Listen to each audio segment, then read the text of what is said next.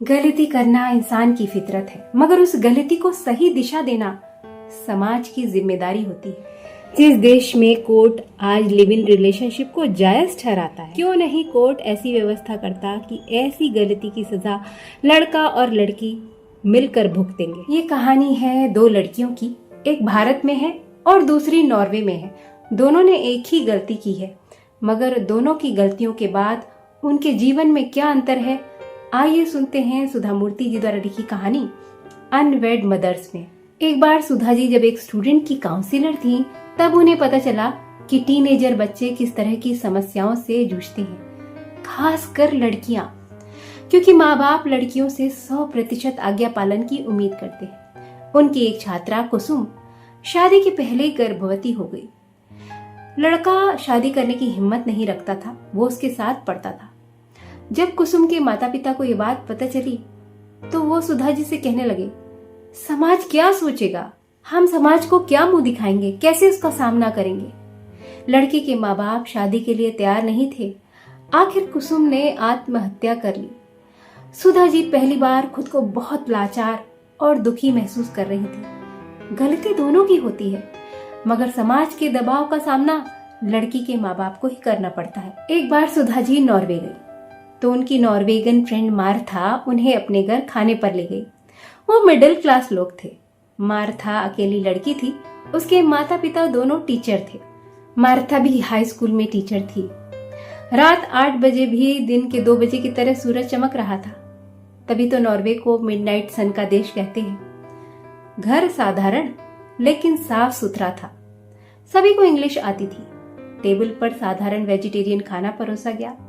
तभी 5 साल का एक लड़का दौड़ते हुए आया और मार्था के गले लग गया। वो शरारती मगर प्यारा बच्चा था। सुधा जी के बगल एक ऊंची कुर्सी पर बैठ गया। तभी मार्था की कजिन मैरी भी डिनर के लिए आ गई। मैरी पॉलिटिकल साइंस की स्टूडेंट थी। सुधा जी उससे नॉर्वे की पॉलिटिकल स्थिति के बारे में बात कर रही थी। तभी वो बच्चा दौड़ते हुए आया और मैरी की स्कर्ट पकड़कर बोला, मॉम, मुझे और ब्रेड चाहिए।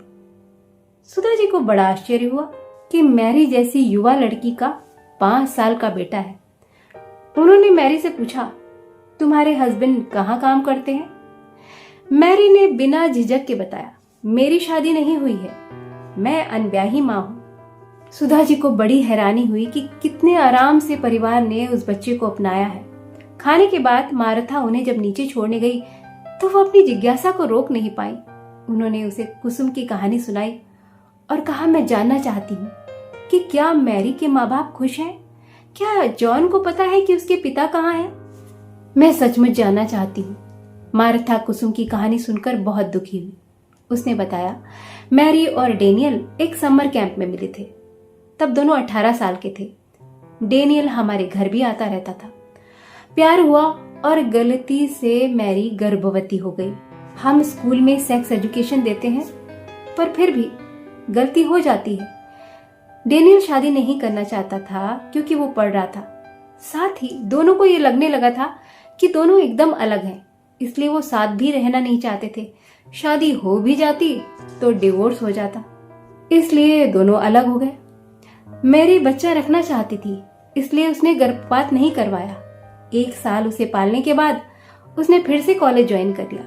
हो सकता है अगले साल वो अपने नए बॉयफ्रेंड से शादी कर ले। सुधा जी ने जिज्ञासा भरी नजरों से पूछा, मैरी के माँ बाप का क्या रिएक्शन था और क्या जॉन को पता है कि उसके पिता कहाँ हैं? डेनियल अभी क्या कर रहा है? उनकी जिज्ञासा को समझते हुए मार्था ने बताया, अंकल आंटी को कोई चिंता नहीं है क्योंकि ये मैरी का निर्णय था और डेनियल की अच्छी नौकरी है। वो साल में 2 बार जॉन से मिलने आता है और साथ ही उसके पालन के लिए मेंटेनेंस भी देता है। मैरी डेनियल से बिल्कुल नाराज नहीं है। सुधा जी सोचने लगी कि एक ही स्थिति में 2 लड़कियों का परिणाम कितना अलग है। जहां मैरी आत्मविश्वास से भरी हुई और खुश दिखी, वहीं समय से पहले ही कुसुम ने दुनिया को अलविदा कह दिया। किसी की गलती पर समाज के नियम ऐसे नहीं होने चाहिए कि वो मरने को मजबूर हो जाए। गलती को सही दिशा देने का नियम भी समाज में होना चाहिए। तो ये कहानी अच्छी लगी हो तो वीडियो को लाइक करिएगा, शेयर करिएगा और चैनल को सब्सक्राइब जरूर करिएगा।